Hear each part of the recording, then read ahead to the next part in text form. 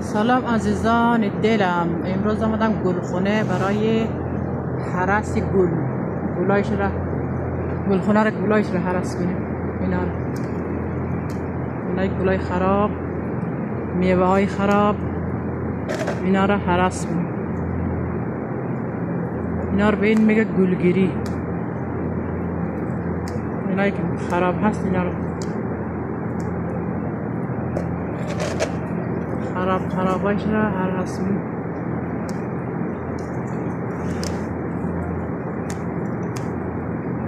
گلخونه توت فرنگی، اینا را هرس کنیم. خرابار اینایی که نامنظم خرابه اینا را میگیریم. اگر نگیریم اینا کجکولا در میاد. بعدا فرنگی را خراب کنیم. باید اینجوری باشه همش. اینا هم خراب، این خراب، همشون اینجوری باید باشه.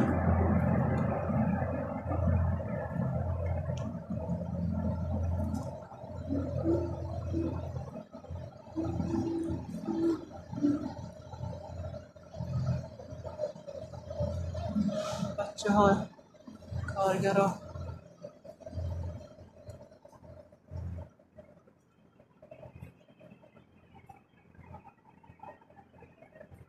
فرنگی ها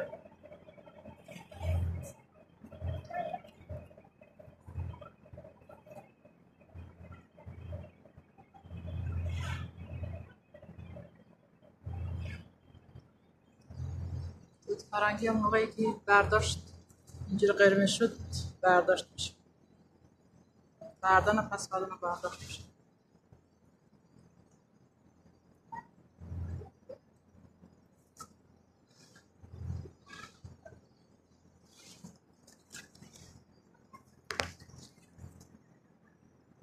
اینم از گلخونه.